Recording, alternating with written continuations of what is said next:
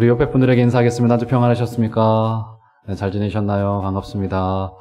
네, 우리 오신 우리 교우들, 그리고 화면으로 함께하고 계신 우리 성도님들, 주의 이름으로 축복하고 환영합니다. 예, 우리는 코로나와 우리 시대라고 하는 제목으로 계속 말씀을 좀 살피는 가운데 있습니다. 우리 지난주에 요한계시록 4장을 살폈죠? 잠시만 좀 짚고 가겠습니다. 요한계시록 4장과 5장은 요한계시록 1, 2, 3장과 6장을 잇는 징검다리입니다. 언제 한번 요한계시록을 수요일이나 금요일을 좀 빌려서 좀 한번 해보려고 합니다. 잠깐 맛을 보자면 요한계시록 1, 2, 3장에는 소아시아 7교회를 향한 편지가 등장하죠. 교회마다 여러 가지 내용으로 칭찬도 하고 격려도 하고, 그리고 때로 뭐랍니까? 때로 이제 하나님께서 지적도 하셨습니다. 자, 그러면서 이제 본격적으로 요한계시록은 6장에 들어가면서부터 7인이 떼어지면서부터 7이라고 하는 상징이 계속 등장하고 있어요. 그 7개의 상징들, 7인, 7 나팔 이런 것들이 떼지고 부러지면서 하나님의 계시의 말씀이 쭉 전달이 되어집니다. 자, 6장부터 그 7인에 대한 그 본론이 시작되어진다, 이렇게 볼 수 있는 거예요. 자, 그러면 4장, 5장은 뭐냐? 요한계시록 1장부터 이 마지막까지를 전체를 어떻게 이해하고 조망할 것인가에 대한 그림을 보여주고 있는 것이 요한계시록 4장과 5장의 그림이에요. 특별히 4장은 성부 하나님께 대한 예배, 그리고 5장은 어린 양이라고 불리신, 9절에 보면 그를 일찍 죽임당하신 것 같더라고 표현되어진 일찍 죽임당하신 바로 어린 양에 대한 경배와 찬양과 그분을 향한 기도에 관한 내용이 등장하고 있습니다. 자, 그래서 이제 오늘은 이제 5장 전체를 살피기에는 좀 시간이 없고, 이제 8절까지 오늘 말씀의 결론으로서는 우리가 과연 어떻게 기도할 것인가에 대한 것까지 좀 가보면서 말씀을 좀 한 절 한 절 좀 천천히 좀 살피고, 여기에 담겨 있는 뜻들을 좀 우리가 좀 흡수해 보는 시간이 되었으면 좋겠습니다. 자, 4장, 지난주에 4장 우리 초두에 1절을 보시면 이렇게 되어 있죠. 이힐 후에 내가 보니 하늘에 뭐가 있습니까? 예, 열린 문이 있어요. 자, 열린 문이 누구의 현장에 나타났던 문이었던가요? 야곱이 루스에서, 즉 베델에서 그 홀로 고통 중에 하나님 앞에 기도할 때 그가 하나님을 인격으로 만나고 그곳의 이름을 뭐라고 합니까? 베델이라고 바꾸면서 거기에 문이 열려진 것을 봤어요. 그렇죠. 그러니까 예배는 뭐냐면, 예배는 우리가 하나님을 찾아가는 것 같아요, 느낌이. 내가 열심을 부리는 것 같고, 내가 열정을 부리는 것 같고, 내가 하나님을 막 찾으려고 막 애쓰는 것 같고, 그런 열심을 하나님은 우리를 귀하게 보실 겁니다. 귀엽게 보실 거예요. 그런데 그거보다 조금 더 본질로 예배는 뭐냐면, 예배는 근본적으로 우리가 하나님을 찾는 거라기보다는 하나님이 우리를 찾아오시는 현장이에요. 야곱은요, 그의 인생 속에 어떤 사람이었습니까? 형을 등쳐먹고 아버지를 속이고 엄마의 치맛자락 아래에서 그의 인생에 날개를 펴던 사람이었었어요. 하나님을 찾을 기회가 없었습니다. 그런데 그가 홀로 베델 광야에서 그 차가운 밤이슬을 맞아가면서 돌베개를 베고, 여러분 돌베개라는 말이 그저 낭만적으로 들리지만 당사자에게는 얼마나 괴로웠겠습니까? 찾아주는 이 하나 없고, 그 따뜻했던 어머니의 품도 더 이상 존재하지 않고, 형의 등골 서린 그 칼만이 본인을 겨누고 있다라고 하는 마음을 가지고 차디찬 바닥에 누워서 그가 잠을 청하려고 하고 있던 그때 비로소 하나님을 인격으로 만나게 되더라고요. 예배 첫 번째 뭐냐? 하나님이 우리를 찾아오시는 사건이다. 그래서 예배가 귀한 겁니다. 만약에 예배를 우리가 열정으로 열심으로 우리가 하나님을 찾는 거라고 한다면 이것은 옵션이 될 수 있어요. 자, 오늘은 좀 덜 열심히 해보자. 오늘은 좀 기분이 좀 안 좋네. 그런데 그렇지 않다고요. 우리 하나님께서는 매일마다 우리를 찾아오셔서 우리에게 손 내밀어 주시고 우리와 만나주길 원하시고, 그리고 두 팔 벌려 우리를 기다리고 계신 그 누가복음 15장의 탕자를 잃어버렸던 그 아버지의 심정으로 우리 하나님은 우리를 매일 찾아오시는 거라고요. 그렇기 때문에 예배가 귀하지 않을 수 없고요. 우리가 예배에 목숨을 걸어야 된다라고 하는 말이, 우리 스님 그런 말들 많이 하지 않습니까? 그 말이 우리의 열심을 부리자는 차원도 있겠으나, 그런데 예배의 본질을 알게 된다라고 한다면 우리는 예배에 목숨을 걸 수밖에 없겠죠. 그 우주의 창조자가 우리를 매일 찾아오시는 사건이니 이 예배 사건이라고 하는 것이. 사랑하는 여러분, 예배 성공하시길 바라요. 예배 실패하면요, 다 실패하는 겁니다. 하늘에 열린 문이 있었습니다. 자, 그리고 또 무엇이 보였어요? 거기에 보좌가 있었죠. 보좌를 이해하기 위해서는 보좌를 둘러싸고 있었던 것들이 좀 있었습니다. 거기에 보석이 있었고, 무지개가 있었고, 24장로들이 있었고, 눈이 많은 내생물들이 있었습니다. 여러분, 우리가 이 환상을 봐야 돼요. 이 환상을 보자는 말이 무슨 말입니까? 지가 하나님의 영광이 얼마나 높게 들려져 있는 것임이 여기 보좌의 환상 속에 보여오는 거예요.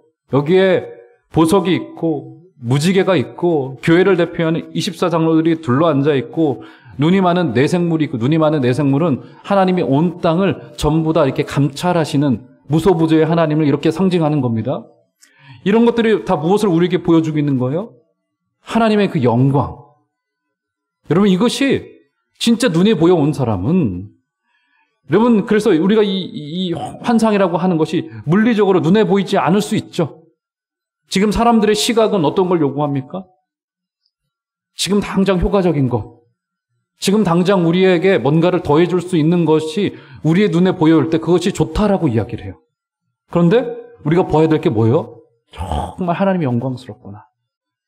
그분이 보내신 아드님이 죽으셔서 핏값으로 세워주신 우리 교회, 이 종암제일교회 종암동에서 사람이 세운 것 같고 사람의 열심으로 세운 것 같지만 그것은 보조재료였죠. 그 뭡니까? 그리스도의 핏값이라고 하는 것이 지불되어져서 세워진 이 교회의 영광이 우리 눈에 들어올 때, 그때 비로소 이것이 진짜 보여와야 돼요. 이게 환상인 겁니다. 이게 보여올 때 여러분 인생은 흔들리지 않게 되어집니다. 자, 오늘은 이제 5장 1절로 가보시면 그 보좌가 계속 우리에게 보여오고 있어요. 자, 1절 한번 큰 소리로 한 소리로 읽어보도록 하겠습니다. 1절 읽겠습니다. 5장 1절 시작.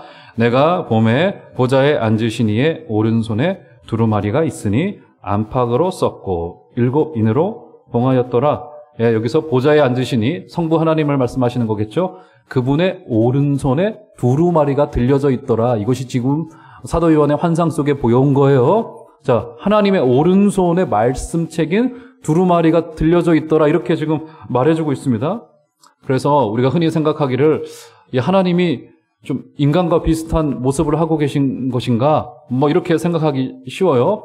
그런데 이 오른손이라고 하는 표현은 여러분 하나님이 왼손이 있으시고 오른손이 있으시고 이런 분이 아니시죠. 사람이 아니시기 때문에 우리는 그분의 형상이 어떻게 지어졌는지 모릅니다. 그런데 오른손이라고 하는 표현을 왜 여기서 활용을 했냐면 그에게 저처럼 이 오른손 이것을 말한 게 아니라 성경 속에서 이 오른손은 절대의 주권을 말합니다. 절대 주권을 말해요.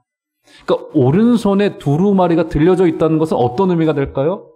하나님의 말씀이 하나님의 주권 하에서 이루어져 가고 있고, 그렇죠? 하나님의 절대 주권 안에서 반드시 이루어져 갈 그 길을 말씀은 홀로 묵묵히 그 길을 걸어간다는 겁니다. 사람이 난리를 치고 북한에서 총을 쏘고 우리에게 두려움이 찾아오고 난리가 나고 차분오열되어지고 걱정이 되어져요. 그렇죠? 우리가 또 인간적으로 걱정을 하고 기도하는 것은 필요할 수도 있겠습니다. 그런데 우리의 믿음의 중심에 있어야 될 정말 중요한 게 뭐냐면 오른손에 들려진 두루마리의 그 말씀대로 말씀은 그 길을 그냥 쭉 걸어가는 거예요. 아무리 인간이 난리치더라도 아무리 인간이 회방하는 것 같더라도 말씀은 그 길을 걸어간다는 겁니다. 그 길을 걸어가요. 자, 그런데 5장 1절을 보시면 다른 이야기 많이 하면 좀 시간이 많이 지나니까 1절로 가보시면 자, 이 오른손에 들려진 두루마리의 두 가지의 특징이 보이죠? 자, 보시겠어요? 자, 5장 1절 오른손에 두루마리가 있으니 첫 번째 특징 안팎으로 뭔가 쓰여져 있습니다. 맞죠? 그리고 두 번째 특징이 뭡니까? 7인으로 봉해져 있어요. 그렇죠? 이 두 가지의 특징이 있습니다. 첫 번째, 안팎으로 무언가 많이 쓰여져 있고요. 그리고 이것이 7인으로 봉해져 있습니다. 자, 쓰여져 있는 내용들은 6장에서부터 인이 떼어지면서 이제 그 음성으로 계속 전달되어지기 시작할 것입니다. 그렇죠? 이것은 현재 소아시아 7교회에 보낸 편지이기 때문에 고난받는 교회가 지금도 승리할 것이고 지금도 어린 양이 왕으로 등극하셔서 고난받는 교회를 다스리고 계신다라고 하는 사실이 증언되어지고 위로되어지고 이제 말씀되어질 것입니다. 바로 그 내용들이에요. 자, 그런데 여기서 특징되는 것이 있죠. 두 번째 특징 뭡니까? 이게 일단은 지금 어떻게 되어져 있어요? 아직 6장에서 7인이 떼어지면서 말씀이 증언되어지기 전에 뭡니까? 봉해져 있습니다. 자, 봉해져 있어요.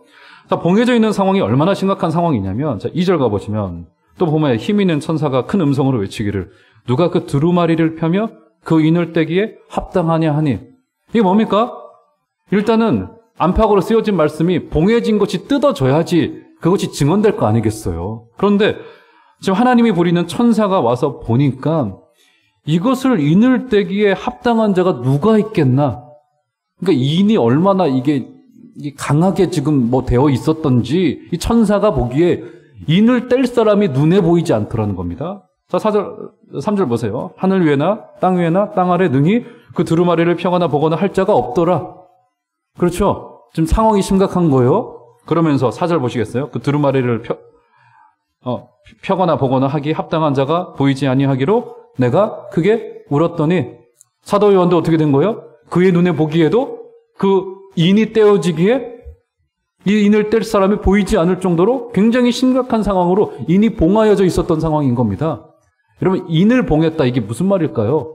여러분, 그거 아시잖아요. 인을 봉했다라고 하는 게 여기 뚜껑이 있는데 이 닫아버리고 싶어요, 이거를. 이 봉한단 말입니다. 봉한다는 게 뭡니까? 이 단순히 덮어놓는 게 아니라 여기 접착제를 붙이고, 그렇죠? 그리고 절대 떼지 못하도록 여기에 어떻게 되는 겁니까? 로마 황제 도미티안의 도장을 꾹 찍어버리면 이것은 어떻게 되는 거예요? 허락받은 사람만이 뗄 수 있는 거라고요. 그렇지 않습니까? 여러분, 우리가 전자기기 사더라도 어때요? 처음에 박스로 이렇게 오잖아요. 그래서 흔히 그것을 우리 교회 그 전도인 언박싱이라고 하는 겁니다. 이 박스를 연다 이런 뜻이에요. 거기에 늘 좋은 제품들은 어떻게 되어져 있어요? 이게 실이 되어져 있어서 이것을 떼면은 교환과 환불이 안 될 수 있습니다. 이런 말들이 좀 있다고요. 이게 인이고 봉인인 거잖아요. 그러니까 이게 봉인을 뗄 만한 이 위력과 그 자격을 가진 사람이 없더라는 것입니다. 자, 그러면 이렇게 봉해진 것일까? 접착제로 딱 붙여서 뭔가를 해놓은 것일까? 뭐 이런 생각이 좀 들어요. 자, 봉해진 말씀. 도대체 무슨 일 때문일까? 왜 봉해졌을 수밖에 없을까? 이런 생각이 들어져요. 자, 봉해져 있는 상황이라고 하는 것이 뭐 안 되면 힘으로 떼면 되는 거 아닌가? 도둑질하면 되는 거 아닌가? 이런 생각이 들어지는데, 자, 그런 의미가 아니라, 자, 이 뜻을 알기 위해서는, 자, 다른 성경에서도 이것을 기록해 놓은 부분이 있어요. 자, 이것은 중요하니까 한번 스크린에 띄워보겠습니다. 다니엘서 12장 4절을 보시면, 자, 여기 앉아 계신 분들이 좀 큰 소리로 함께 좀 읽어주시면 감사하겠습니다. 다니엘 12장 4절. 한번 한 소리로 읽도록 하겠습니다. 시작. 다니엘아, 마지막 때까지 이 말을 간수하고 이 글을 봉함하라. 많은 사람이 빨리 왕래하며 지식이 더하리라. 네, 여기서도 나오죠? 다니엘에게도 이 말을 간수하고 이 글을 봉함하라라고 했죠. 그렇죠? 봉함하라라고 말했는데, 그런데 중요한 것이 4장의 후반절의 말씀이에요. 자, 눈을 한번 더 보세요. 전반전까지의 말씀. 이 말을 간수하고 이 글을 봉함하라까지 이해가 되겠는데 그 뒤에 문장과 이어지질 않아요. 많은 사람이 빨리 왕래하며 지식이 더하리라. 도대체 무슨 말이에요? 이런 문장이라는 게 이어져야 되잖아요. 그런데 앞에 말과 뒤에 말이 이어지질 않아요. 이 글을 봉함하라. 많은 사람이 빨리 왕래하며 지식이 더하리라. 저는 아무리 읽어봐도 무슨 말인지 처음엔 잘 모르겠더라고요. 그렇지 않습니까? 글을 봉함하라라고 했는데 갑자기 문장이 이어져서 많은 사람이 빨리 왕래하며 지식이 더하리라. 여러분, 성경은 논리적으로 문장 구조로 쓰여진 거기 때문에 앞뒤의 문장이 들어맞아야 되는 거예요. 단순히 여러분 다빈치 코드처럼 이게 암호가 아니기 때문에요. 근데 앞의 문장과 뒤의 문장이 전혀 들어맞지 않는 듯 지금 읽힌단 말이죠. 이 글을 봉함하라. 많은 사람이 빨리 왕래하며 지식이 더하리라. 도대체 무슨 말인지 모르겠어요. 여러분, 이것은 이런 뜻입니다. 여러분, 지금 현대의 글을 내려주셔도 되겠어요. 현대의 시대 정신이 뭡니까? 특별히 한국 사회 시대 정신이 뭐예요? 우리 한국 사람은 정말 이 세계에서 이 빨리빨리만큼은 정말 세계 최고를 구가합니다. 인터넷 속도가 세계 최고이고요. 정말 제가 이제 외국에서 살 때 뭐 10년보다 더 된 일이기 때문에 근데 그때만 하더라도 우리나라는 이미 이미 인터넷은 날아다니고 있었어요. 그런데 거기는 어땠냐면 우리나라 그 포털 홈페이지 다음이나 네이버의 첫 화면을 띄우려고 하면은 한 30분 기다려야 됐었어요. 30분. 상상이 되세요? 우리나라는 뭔가 거기 많잖아요. 이미지도 많고 하다 보니까 정보의 양이 많기 때문에 한 면을 띄우는데 우리는 클릭하면은 1초 만에 뜨잖아요. 10분, 20분, 비 오는 날은 30분. 기가 막혀요. 우리나라는 빠릅니다. 지금 전국 어느 숙소만 가더라도 어때요, 여러분? 모든 곳에 다 인터넷, 무선 인터넷이 굉장히 빠르게 준비되어 있지 않습니까? 그렇죠? 스트리밍으로 영화를 보는 시대가 되어진 시대에 살 정도로 굉장히 빠른데 굉장히 드물어요. 이런 나라가 있질 않습니다. 굉장히 빨리빨리이고요.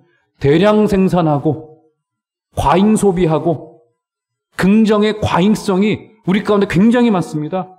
잘해보자. 그래서 흔히 자분열을 한다고 말하죠.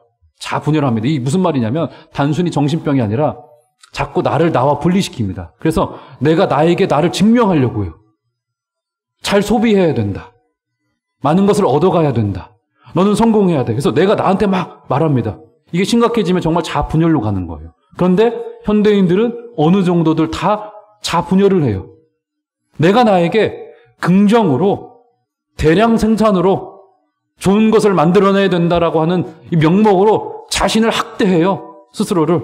이게 빨리 왕래하며 다니엘서 12장 4절의 말씀처럼 많은 사람이 빨리 왕래하며 지식이 더하리라고 했던 이 예언의 말씀이 21세기 한국 사회에 딱 들어맞을 줄이야. 다니엘이 알았겠습니까? 그런데 어떻게 되어죠? 많은 사람이 빨리 왕래하고 있고요. 그래서 현대인들이 굉장히 바쁩니다. 굉장히 바빠요. 여러분 어느 정도로 바쁘냐면 제 목양실에도 모니터가 2개가 있습니다. 이렇게.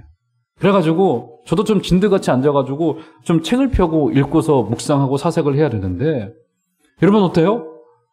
10분마다 30분마다 뉴스가 업데이트됩니다. 궁금해요. 그 일이 어떻게 됐지? 오늘 코로나 확진자는 몇 명이지? 아침 10시면 그게 나와요. 10시만 되면 저는 클릭을 합니다. 도대체 오늘은 몇 명일까? 지난주에 북한이 이상한 짓을 했다라고 하는데 어떻게 된 걸까? 저 북한의 지도자 저놈은 죄송합니다. 저도 모르게 우리 국민이 그러다 많이 뉴스를 찾아보게 되어지고 정치권은 분열하고 있고 바빠요. 또 목양실에 앉아있다 보면 요 앞에 또 5시 되면은 차들이 쭉 늘어서서 막 크락션 울리는 소리가 시끄럽습니다. 그리고 지금은 학교로 애들이 안 나오고 있으니까 덜하지만은 1시간마다 옆에 있는 중학교 종이 울리고요. 애들 떠드는 소리 1시간 책을 읽고 볼 수 있는 여유가 생기지 않는 날도 있더라고요. 사람들이 빨리 왕래합니다. 그렇죠. 지식이 더해지고 있어요. 그러다 보니까 자연스럽게 인간은 지식의 홍수 속에 살아갑니다. 셀 수 없는 데이터, 근거 없는 소문, 자랑하는 목소리, 확인할 수 없는 주장들이 난무하고 있고요. 그러다 보면 어떻게 되어집니까? 그러다 보면은 하나님의 말씀이 우리의 심성에 찾아올 겨를이 없어요. 묵상은 사라지고요. 사색은 사라지고요. 고요히 하나님 앞에 광야에 서서 하나님의 말씀과 교제하고 바로 그런 일들이 부족하게 되어지고 기근의 현상이 찾아온단 말이죠.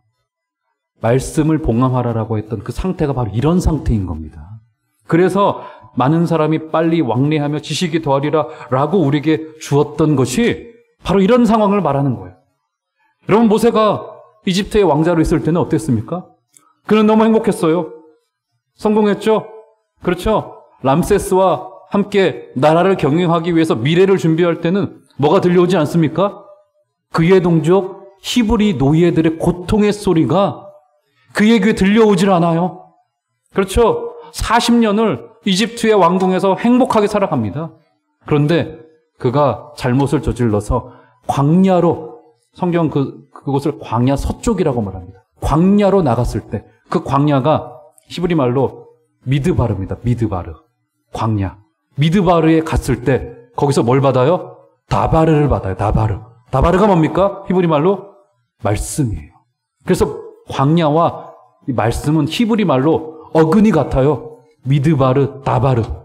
미드바르에 갔을 때 비로소 모세도 다바르를 받게 되더라고요. 내가 성공할 때, 잘 나갈 때 이집트의 왕자로 그의 인생에 이 고속도로를 달릴 때는 그의 귀에 하나님의 음성이 이 땅을 향한 하나님의 그 슬픔의 마음이 들려오지 않더라고요.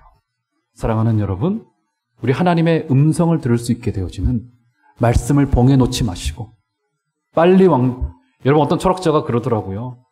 인류 역사를 통틀어서 문명이 시작된 이래 활동하는 자, 바쁜 자가 이렇게 추앙받는 시대는 없었다. 21세기를 제외하고는 없었다라고 지적하고 평가하더라고요.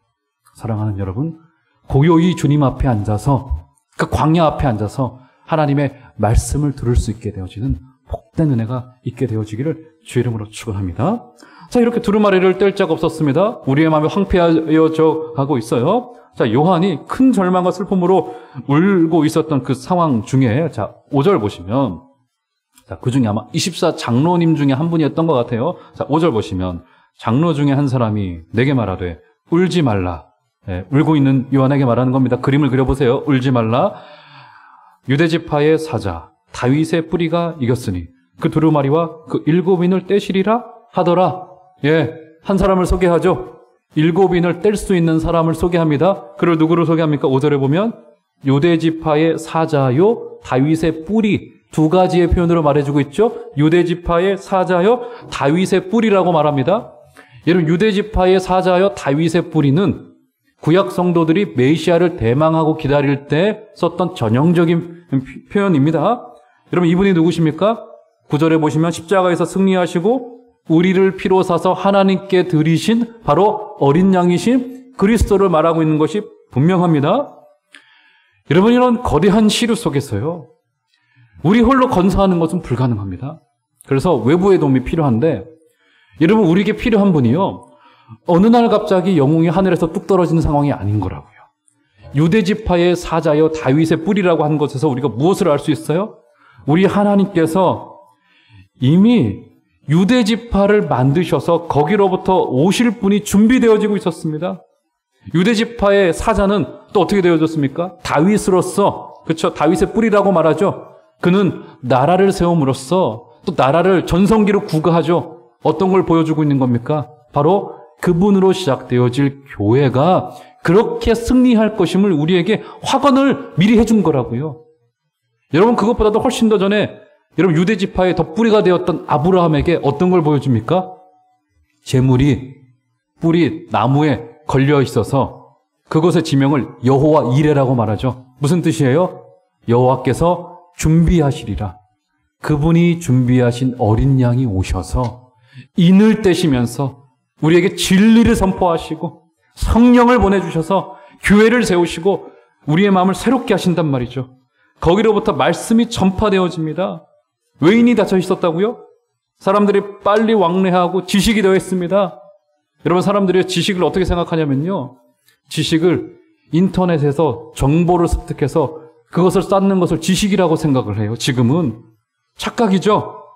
여러분, 이것이 그려지고 있는 것이 무엇입니까? 이는 봉함되어져 있고요, 우리는 여기에 가까이 갈 수 없어요. 그런데 누가 오신 거예요? 어린 양이 오셔서 이것을 떼시죠. 우리에게 어떤 것을 말해주고 있는 겁니까? 인간 스스로 절대로 이 진리로 가까이 갈 수 없다라고 하는 사실을 우리에게 보여주고 있는 거라고요. 무엇이 필요합니까?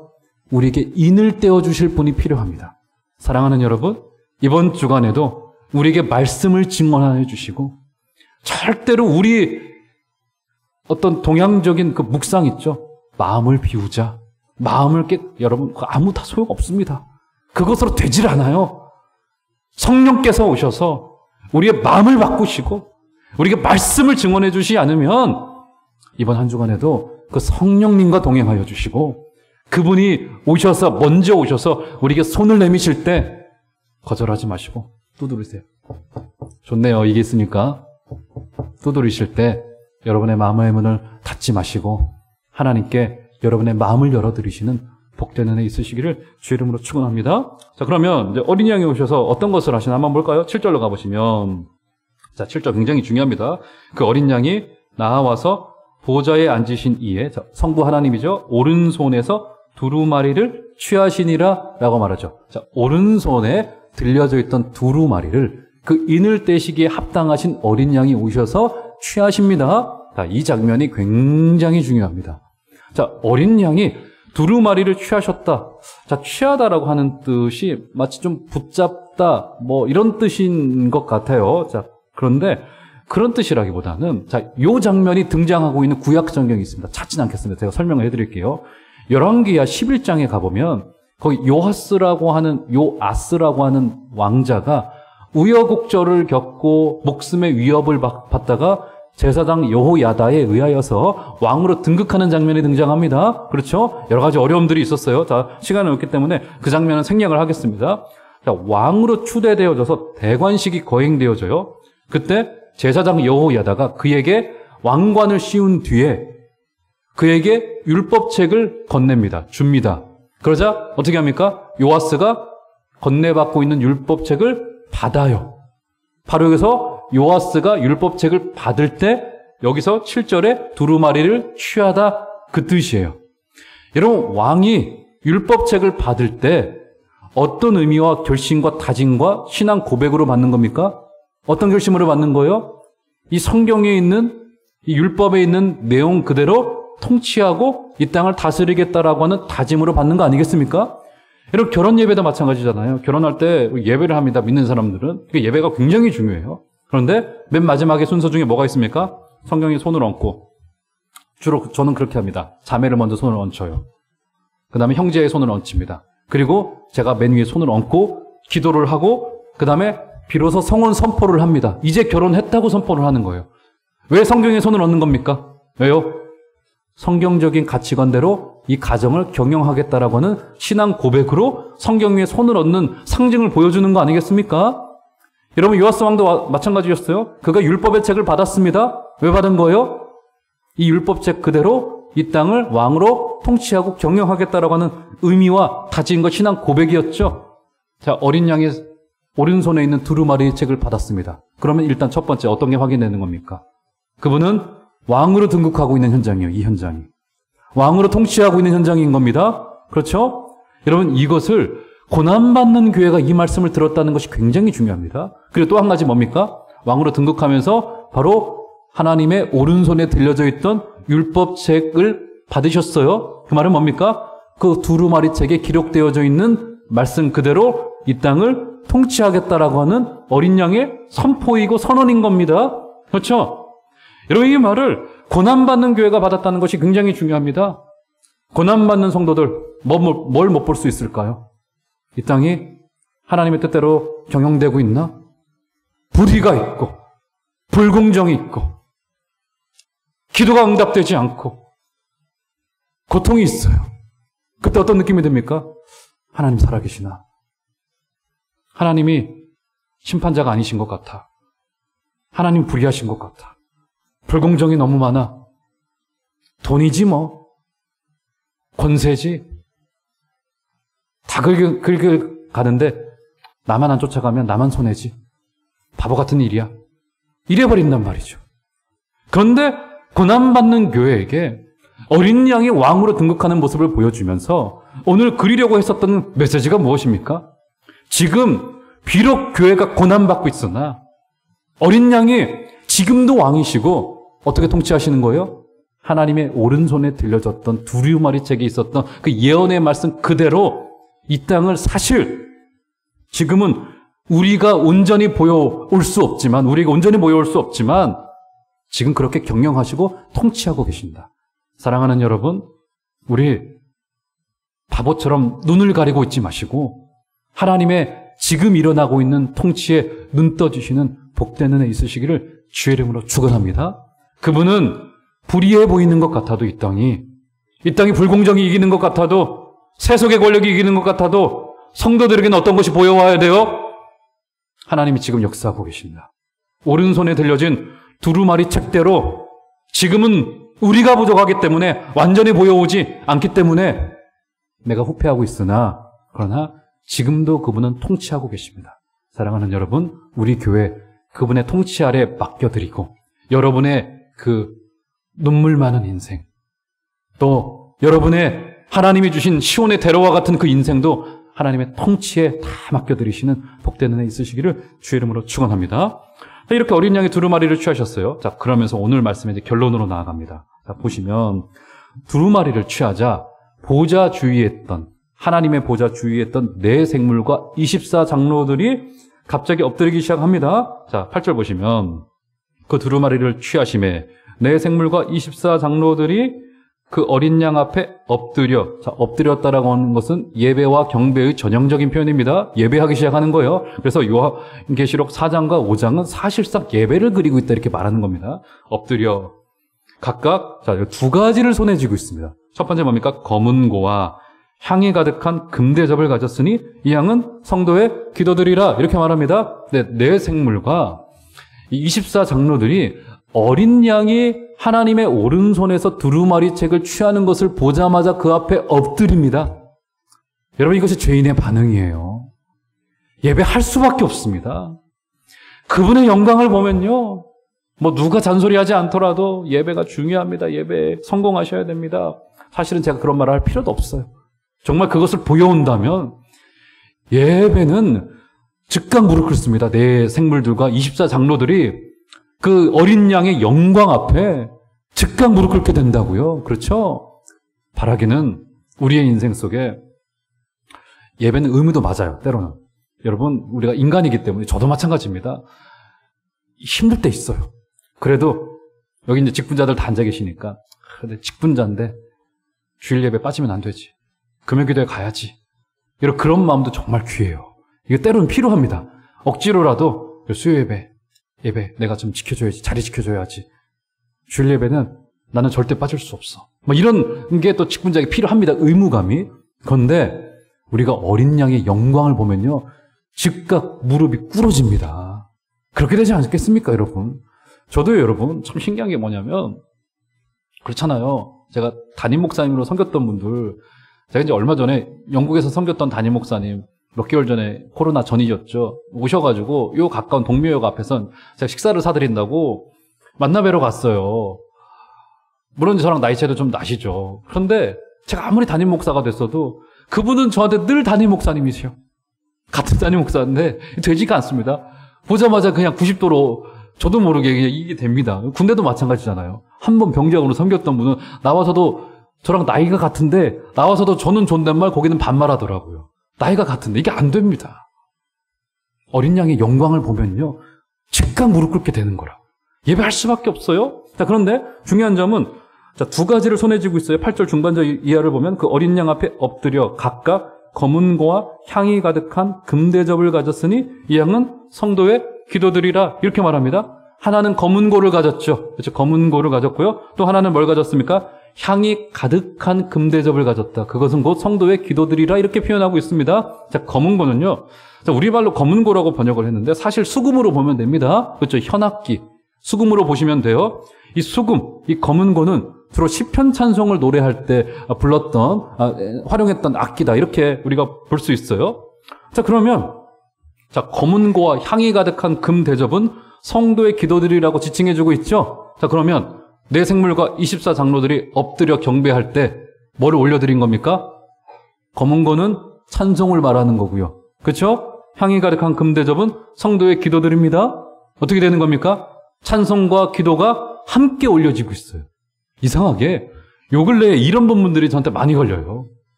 여러분, 사도행전 16장을 보면은 바울과 실라가 빌립보에서 복음을 전하다가 빌립보 감옥에 들어가게 됩니다. 한밤중에 그들을 깨워서 뭘 합니까? 기도만 했나요? 그렇지 않아요. 찬송과 기도가 함께 올려지고 있습니다. 여러분, 기도는 주로 고통 중에 아뢰는 겁니다. 맞죠? 기도는 주로 고통 중에 아뢰는 게 맞아요. 찬송은 뭡니까? 형통 중에, 성공 중에 감사의 표현을 하는 것이 찬송인 거라고요. 그렇죠? 맞죠? 그런데 지금 24장로들이 하나님 앞에 경배할 때, 어린 양 앞에 경배할 때 기도만 올려지는 것도 아니고요. 그리고 지금 특별히 요한계시록을 맡는 소아시아 7교회는 도미티안 황제 아래 엄청난 고통을 당하고 있었습니다. 고통 중에 기도했겠죠. 그런데 교회의 대표였던 24장로들이 기도만 했던 것이 아니라 뭘 하는 거예요? 찬송도 함께 드려지고 있습니다. 사랑하는 여러분, 저는 신앙 안에서 이게 가능하다고 봐요. 어떤 분들은 그렇게 생각합니다. 기도만 하게 돼요. 고통 때문에. 찬송이 나오질 않는다. 감사가 터쳐 나오질 않아요. 너무 고통이 크면 그럴 수 있습니다. 그런데 신앙의 깊은 자리로 들어가게 되어지면 어떻게 되어지는 겁니까? 어떻게 되어져요? 찬송과 기도가 함께 올려지게 되어져요. 고통 중에 있더라도 하나님의 섭리에 눈 떠집니다. 그러면 하나님이 우리로 이기게 하실 것을 보고는 기도와 찬송이 함께 올려질 수 있어요. 찬송도 마찬가지예요. 여러분, 주로 성공한 사람들이 가지고 있는 약점이 뭐냐면 기도하질 않아요. 그런데 진짜 성공하고 형통한 사람들은 뭘 봅니까? 찬송하고 감사를 터치게 되죠. 근데 또 어떤 거에 눈 떠져요? 이 땅의 고통들. 형제의 아픔이 나의 아픔으로 다가와요. 하나님의 슬픔이 나의 슬픔으로 다가오고요. 이 땅에 고통 있는 소리가 찬송 중에도 기도로 이어지게 된단 말이죠. 사랑하는 여러분, 우리 교회는 신비하게도 기도와 찬송이 함께 공존할 수 있게 되어진 깊은 신앙의 단계로 들어갈 수 있게 되어지는 복된 은혜가 있으시기를 주의 이름으로 축원합니다.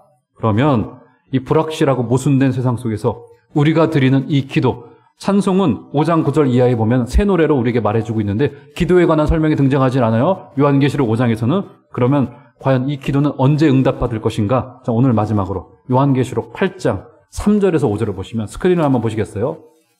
자, 기도가 응답받는 현장이 등장합니다. 요한계시록 8장 3절에서 5절 보시면 제가 읽어드릴게요. 눈을 넣어보세요. 또 다른 천사가 와서 제단 곁에 서서 금향로를 가지고 나오죠. 금향로를 가지고 많은 향을 받았으니 이는 모든 성도의 뭐라고요? 기도와 합하여 보좌 앞 금제단에 드리고자 함이라. 자, 기도가 이렇게 향으로 올려지고 있습니다. 향연이 성도의 기도와 함께 천사의 손으로부터 하나님 앞으로 올라가는지라. 자, 5절 다 같이 한번 읽겠습니다. 시작. 천사가 향로를 가지고 제단에 불을 담아다가 땅에 소돔에 우레와 음성과 번개와 지진이 나더라. 네, 기도가 응답되어지고 있죠. 5절에 보면. 그렇죠? 하나님 앞에 향으로 기도가 올려지자 5절에 보니까 제단에 불을 담아다가 땅에 소돔에, 자, 땅에서 기도가 응답되어집니다. 어떤 것이 등장합니까? 4가지가 등장하죠.